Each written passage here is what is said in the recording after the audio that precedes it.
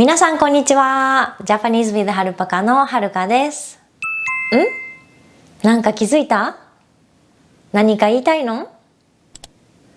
はい、今日は皆さんが絶対に日本人が話している時に聞いたことがある文の最後につくよとねの違いを勉強していきましょう。そう、実はね、今日はそのよとねの違いを勉強するのにもってこいの機会なんです。なのでその機会を逃さないように今日勉強しちゃいましょう。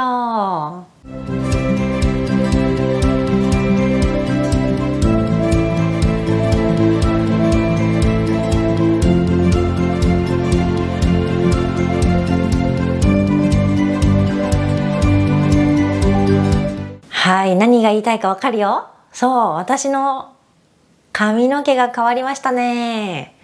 はい、こういう時、なんて言いますか、私に。この会話で大事なのは、よとねの使い方です。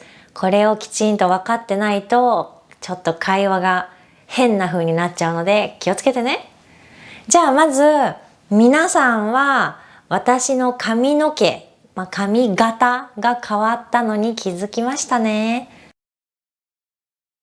じゃあまずその基本的な文章はどうやって作りますか？まず to cut クペは日本語で切ると言いますね。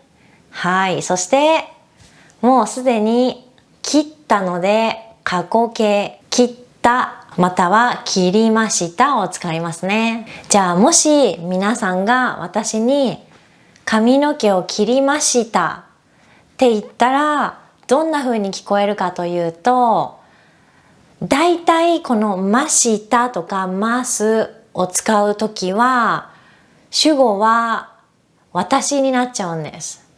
そう聞こえるの。日本語では主語が一人称の時は私って言わずにそのまま主語を言いませんよね。だけど皆さんは今私にYou got haircut って言いたいですね。なので皆さんが言うセリフは髪の毛を切りましたね。ねを使います。そして私が答えとしてはい、髪の毛を切りましたよということができます。または私の場合ははい、髪の毛を切りましたも OK。何もつけずに切りましたも OK です。あなたと話している聞き手にとって新しい情報をあげるときはよを使います。そしてねを使うときはこの話し手と聞き手両方が同じ共通のアイディアを持っていて、でそれを確認する感じなので、英語だとよく教科書に right って載ってますね。フランス語だと n'est-ce pas って感じです。そしてこれだけではありません。日本語の会話を聞いているとたまによとねが合体したバージョン聞いたことありませんか？よねとか。そう、これも使えます。で、順番はいつもよが最初でねが次なのでよねです。